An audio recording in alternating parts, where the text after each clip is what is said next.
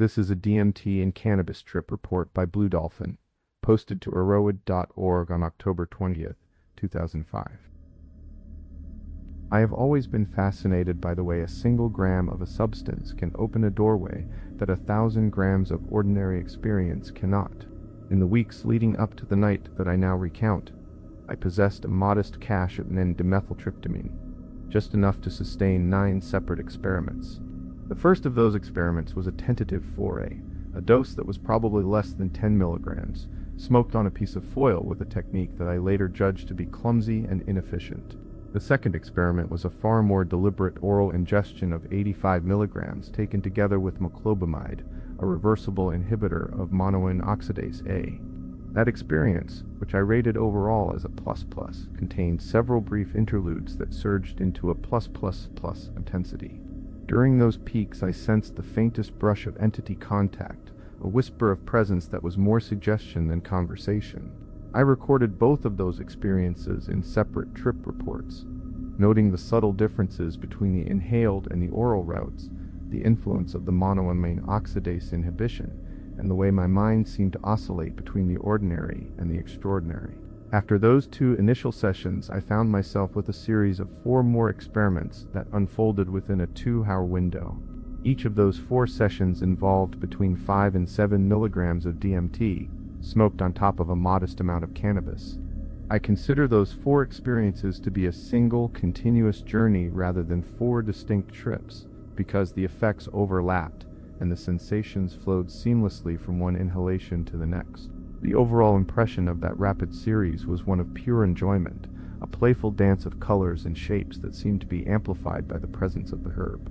A few nights later, emboldened by the knowledge that a tiny quantity of DMT could produce a vast expansion of consciousness, I decided to venture deeper into the space. At that point, I possessed only 24 milligrams of the compound. To the casual observer, that amount might appear insignificant, but I had learned that a little DMT travels a great distance. My method of smoking DMT on top of cannabis had become a ritual that I believed added an unquantifiable potency to the experience. The herb seemed to flavor the trip, although I was not yet certain whether the flavor was beneficial or distracting. I resolved not to increase the dose dramatically, fearing that a larger amount combined with cannabis might overwhelm me with anxiety and confusion. The evening began with a careful preparation of the material. I divided the 24 milligrams into 2 roughly equal portions, each of which I sprinkled over a small bowl pack of moderately potent cannabis. By the time I was ready to light the first portion, I was already heavily under the influence of the weed. The cannabis had settled into my system and was shaping the terrain upon which the DMT would later paint its patterns. Earlier in the day, about 10 hours before the session, I had taken an unweighed dose of piracetam, probably 1.5 grams, a nootropic that I occasionally use to sharpen mental clarity. I did not expect the piracetam to interact directly with the DMT, but I noted its presence in case it altered the texture of the experience. My smoking technique had evolved over the previous nights. I held the flame just above the DMT, allowing the heat to melt the crystals slowly rather than igniting them outright. I drew the vapor into my lungs, holding it for 15 to 20 seconds before exhaling, savoring the oddly pleasant taste of the combined DMT cannabis vapor. The first inhalation was gentle, a soft introduction that allowed my mind to begin its expansion without a sudden plunge. As I held the smoke, I felt the boundaries of my skull begin to dissolve, as if the walls of my head were becoming porous, allowing something invisible to seep outward. When I finally exhaled, the room around me had already begun to shift. Objects on my desk seemed to squirm and ripple as though they were living organisms caught in a gentle current. Transparent neon hues of blue and yellow formed vague, blurry geometric patterns that hovered in the air, flickering like the afterglow of a distant aurora. Occasionally, a small glowing sphere would dart across my field of vision, leaving a brief trail of phosphorescent light. At other moments, a pair of strange, luminous eyes would appear and disappear in random corners of the room, as if some unseen watchers were peeking in and out of existence. I sensed that these were entities, but the dose was still modest, and I could not focus enough to examine them more closely. The high that DMT produced felt similar in some respects to LSD. The intensity was concentrated in the head, a cerebral pressure that seemed to amplify thought and perception. Unlike LSD, however, there was no noticeable body load. My body felt light, almost weightless, as though it were floating in a fluid medium. A gentle buzzing sensation accompanied the visual cascade, and a feeling of my consciousness extending outward, reaching beyond the confines of my physical form, settled over me. The emotional tone was not an overwhelming euphoria. Rather, the positive feelings arose organically from the beauty of the visuals and the sense of wonder they evoked. To accompany the unfolding spectacle, I placed a collection of live recordings on my sound system. The Grateful Dead, Phish, and various other hippie-era performances that I had curated for moments like this. The music, already rich with improvisational energy, seemed to blossom under the influence of the DMT and cannabis. Each guitar riff, each drum fill, resonated as if I were sitting on a sunlit lawn, surrounded by a crowd of smiling strangers, sharing the moment in a communal reverie. The combination of sound and vision created a synesthetic tapestry that felt both intimate and expansive. At some point I found myself reaching for Photoshop, perhaps out of habit or curiosity, and began to manipulate images on the computer screen. The colors on the monitor pulsed and danced. The pixels themselves seemed to take on a life of their own. I realized, with a hint of amusement, how absurd it was to be seated at a desk, eyes glued to a screen, while the universe was unfolding around me in such vivid form. Yet I continued, because the act of creating something tangible felt grounding amidst the swirling chaos. Time, as measured by the wall clock, ceased to have meaning. My internal estimate of elapsed minutes stretched far beyond the actual seconds that passed. I suspect that the cannabis extended the duration of the DMT's effects, allowing the peak to linger longer than it would have on its own. As the night progressed, I took 3 milligrams of melatonin, hoping it would help me transition to sleep once the DMT had faded. I placed the tablet on the nightstand, its gentle sedative promise waiting in the wings. When the first bowl of DMT-infused cannabis began to subside, I prepared a fresh bowl of greens and added the remaining half of the DMT, about 12 milligrams, on top. I inhaled a few more deep breaths, each one pulling the vapor deeper into my lungs.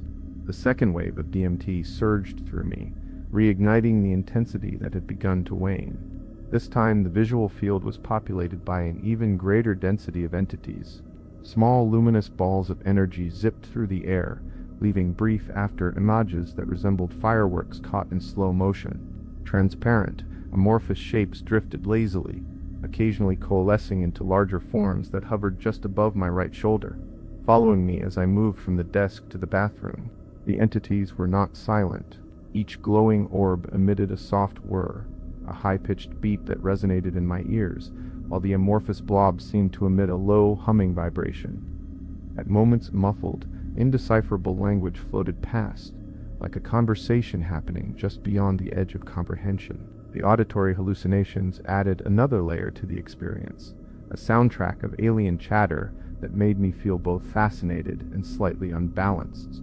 I sensed my bed beginning to lift, as though an unseen current were pulling it upward into the ceiling. By the time I completed the final inhalation, a river of psychedelic patterns flowed across the floor, its currents composed of spiraling fractals and pulsating color bands. The intensity of the high had become too great for me to remain seated, so I quickly assembled a 30-minute playlist of mellow, looping tracks and made my way to the bed. Lying down, I felt a gentle but persistent pull, as if my entire body were being drawn upward into space. I imagined myself floating, weightless, the room receding into a distant memory. The space around me was alive with activity. Energy balls zipped past my peripheral vision, flashing brightly at irregular intervals, startling me each time. Fluid, translucent shapes moved with a languid grace, one of them lingering just over my shoulder, refusing to leave even when I turned my head. I tried, in a moment of playful negotiation, to ask the shape not to accompany me into the bathroom, but it persisted, hovering above the porcelain as I performed a mundane task. Pairs of glowing, cat-like eyes appeared in random locations, their sudden emergence sending a shiver down my spine. The eyes were not comforting. They were eerie, as if a predator were watching from the shadows of my own mind. For what felt like an eternity, I lay there with my eyes open, darting my gaze from one phenomenon to the next. The sheer volume of visual stimuli made it difficult to focus on any single element, and my thoughts flitted in a rapid, fragmented stream. I could not engage in deep philosophical contemplation, but the mind did produce fleeting insights that dissolved as quickly as they formed. My tapestry, the patterned wall covering behind me, began to shift, its designs reconfiguring into a version of the Grateful Dead's dancing bears. These bears were not the familiar cartoonish figures. They were distorted, elongated, their colors more saturated, their movements more fluid, as if they were dancing in a dimension beyond our own. After a while, the neon patterns that had first appeared on my desk returned, this time with greater clarity and definition. The shapes coalesced into a form I recognized from many other DMT reports, a chrysanthemum. It was a dome composed of interlocking, almost triangular facets, suspended 5 to 10 feet above and slightly in front of my head. The structure seemed to be a cross-section of a larger tunnel, an opening that extended from my forehead outward into the infinite. I could not determine whether the passage was one-way or two-way, but it felt as though my soul, a projection of my true self, was reaching through that tunnel, using my earthly body as a temporary vessel. Accompanying the visual geometry were subtle auditory cues.